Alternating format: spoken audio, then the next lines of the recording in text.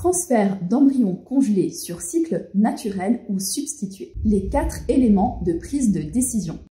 Évidemment, la personne qui peut vous donner les meilleures recommandations, c'est votre médecin, donc n'hésitez pas à en discuter avec lui. Si lui ne vous donne pas de recommandations particulières, voilà les critères à prendre en compte. Dans les 4 éléments de prise de décision, nous allons évoquer différents sujets. Tout d'abord, est-ce que le cycle est fonctionnel ou non? Est-ce qu'il est synchrone ou non? Est-ce qu'il existe des pathologies associées? Et également, est-ce qu'il existe un tableau de risque de dysfonction placentaire?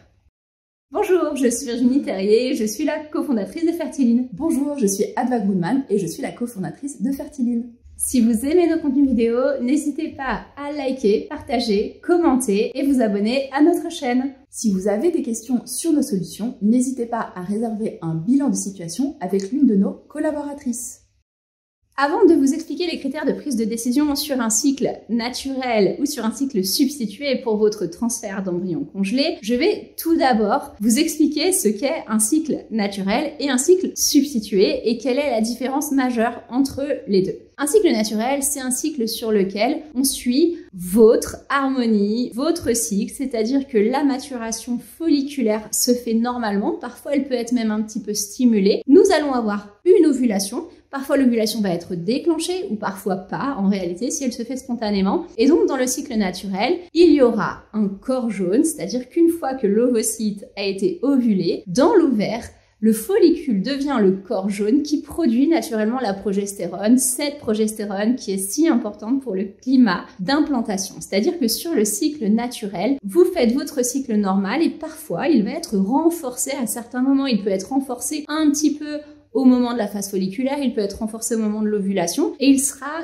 quasiment toujours renforcé au moment de la production de progestérone et du corps jaune où là on va souvent mettre tout de même des ovules de progestérone pour soutenir cette fonction. Ça c'est le cycle naturel. La particularité de ce cycle naturel, c'est que dans ce cycle, on respecte votre rythme, vous vous basez sur vos propres critères et surtout on a un corps jaune, c'est-à-dire que c'est votre ovaire en tout cas, qui assure la production de progestérone nécessaire à l'anidation. Un cycle substitué, c'est un cycle qui va être cadré par les hormones sur lequel on va bloquer la fonction de maturation folliculaire. On va donner des oestrogènes avant le début du cycle pour que aucun follicule ne commence sa croissance. Les oestrogènes vont simplement soutenir l'épaississement, la prolifération de l'endomètre et au moment où on voit que l'endomètre est suffisamment épais, on va faire un relais, on va commencer à introduire de la progestérone en vue du transfert. Dans un cycle substitué, le climat hormonal est complètement substitué. Ce ne sont pas vos propres hormones que vous produisez, mais on amène ces hormones de l'extérieur. Ça permet de beaucoup mieux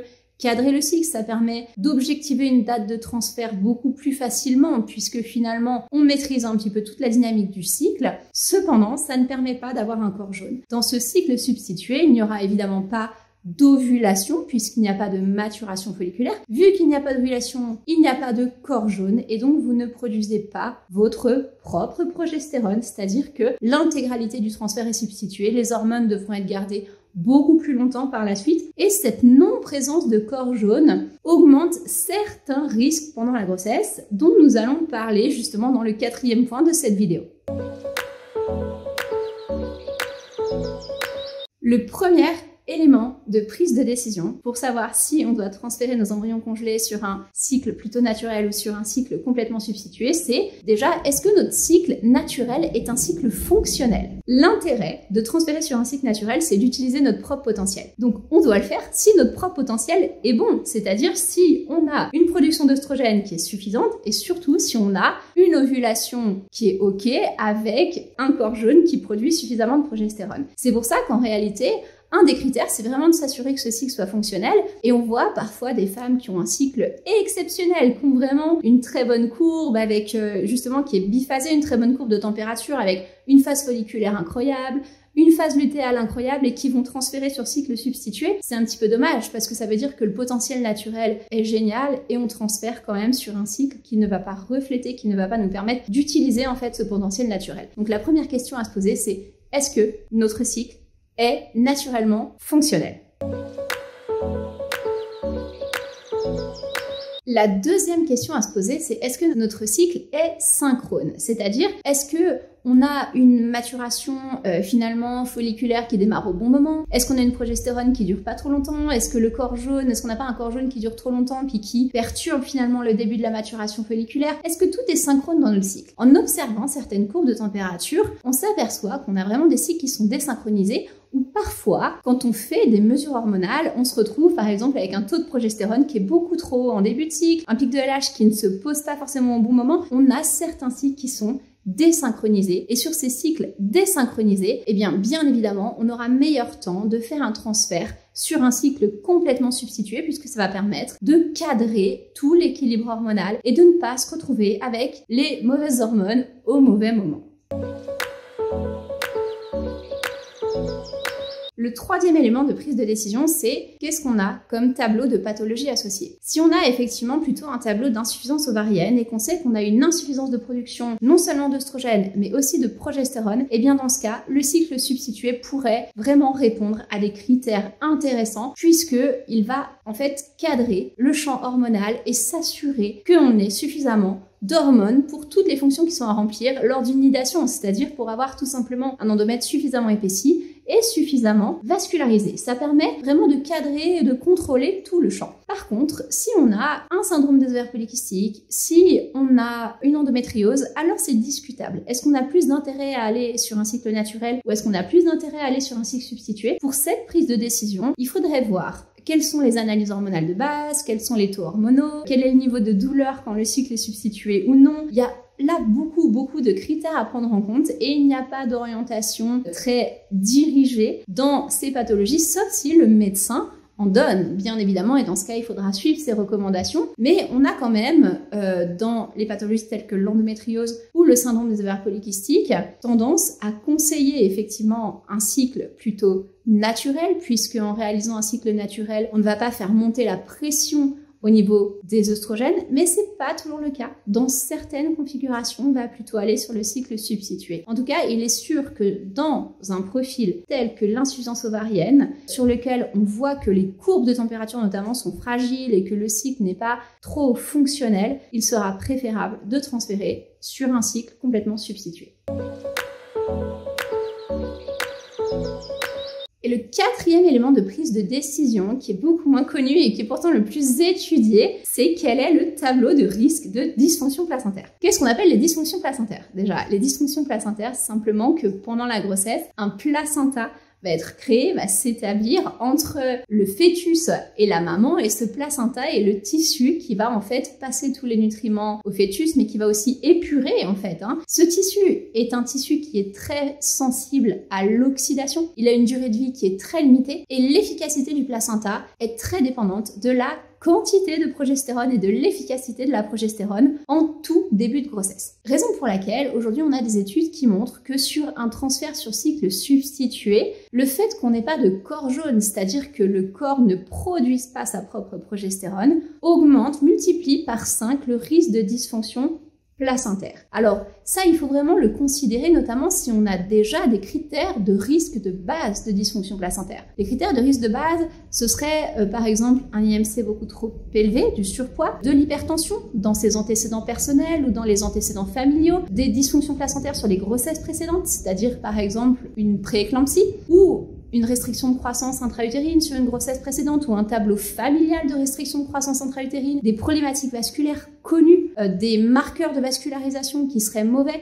Donc tous ces éléments-là nous inciteraient plutôt à considérer un transfert sur cycle naturel si c'est possible, de façon à bénéficier d'une production de progestérone naturelle par le corps jaune, et cela permettrait en fait de diminuer effectivement le tableau de risque de dysfonction placentaire. Et si cela n'est pas possible et qu'on doit transférer sur un cycle substitué alors qu'il y a un léger tableau de risque, eh bien tout ça, ça s'anticipe aussi. Aujourd'hui, il y a tout de même des études qui ont montré, alors ça reste des petites études, ça reste assez, je dirais pas expérimental, mais c'est pas suffisamment établi pour que ce soit courant comme prise en charge, mais certaines études ont montré que d'apporter certains types d'antioxydants en début de grossesse permettrait vraiment de diminuer le risque de prééclampsie, de favoriser la vascularisation. En début de grossesse va également diminuer le risque de prééclampsie. Donc en fait, on a beaucoup beaucoup de choses et d'éléments qui peuvent aussi améliorer le tableau de risque, mais il faut le connaître, ce tableau de risque. Et c'est exactement ce qu'on fait quand on accompagne des couples. En réalité, on fait ça en permanence. On dresse des tableaux de risques et de bénéfices.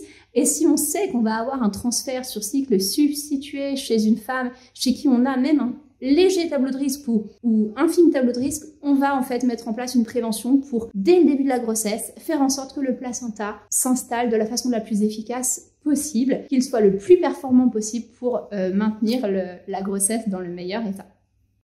Je voulais parler aussi d'un dernier critère, c'est le taux de succès. Parce qu'évidemment, quand on fait un transfert, on se demande quel type de transfert aura le meilleur taux de succès. Eh bien, malheureusement, il n'y a pas de réponse claire non plus, puisque il n'y a pas vraiment de différence de taux de succès entre un transfert sur cycle naturel ou sur cycle substitué. Donc vraiment, il est important de prendre en considération les facteurs que tu as mis en avant tout à l'heure et évidemment l'avis du médecin. En fait, ça doit être vraiment une réflexion au cas par cas, et je pense que justement la raison pour laquelle on n'arrive pas à établir un tableau ou une différence de taux de succès entre l'un et l'autre, c'est qu'un transfert sur cycle substitué va être beaucoup plus bénéfique dans certaines situations, un transfert sur cycle naturel va être beaucoup plus bénéfique sur d'autres situations, et autant je pense que nous, on commence à avoir de plus en plus de vision grand angle pour se dire, ok, là, dans cette situation, on voit que c'est plutôt ça qui fonctionne, dans cette situation, c'est plutôt ça qui fonctionne, mais il n'y a pas effectivement de critères, ça reste un peu du bricolage et ça reste un peu de la supposition, mais il y a une logique dans tout ça, et effectivement, on comprend la logique quand on comprend comment fonctionne la personne, comment fonctionne son système.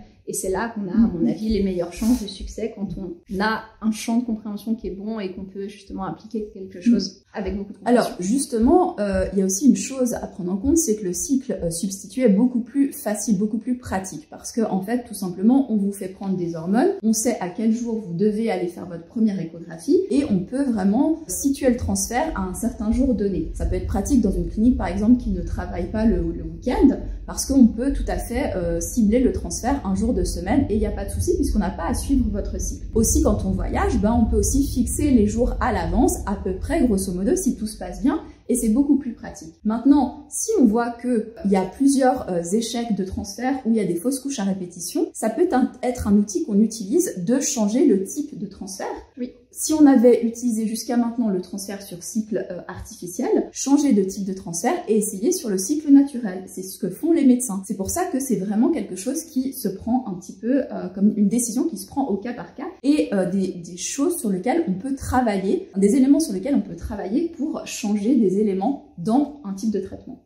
Et justement par rapport à ce transfert, est-ce qu'il y a des attitudes spécifiques à faire avant-après pour pouvoir améliorer les chances de succès ? Alors oui, évidemment, il y a des attitudes qui peuvent aider et qui peuvent optimiser les chances de succès d'un transfert. On a d'ailleurs, alors c'est un peu long, on va pas pouvoir répondre à cette question là juste sur ce court temps, mais je vous propose d'aller voir justement notre vidéo qui porte sur les conseils post-transfert. Ça me paraît très intéressant, et également en tout début de cette vidéo, je parlais de est-ce que les cycles sont fonctionnels ou non. C'est peut-être pas très clair pour vous ce qu'est un cycle fonctionnel. On a également une capsule vidéo sur ce sujet et je vous conseille vraiment d'aller voir ces deux éléments qui sont très pertinents pour que vous puissiez établir votre propre stratégie. Et bien évidemment, comme je l'ai dit, tout ça amène beaucoup de complexité. On se dit mais finalement tout n'est pas si simple que ce qu'on pensait, parce que on ne sait pas dans notre tableau ce qui va finalement être optimal pour avoir une implantation, pour avoir une réussite. Et bien si pour vous ça amène trop de complexité, je pense que c'est vraiment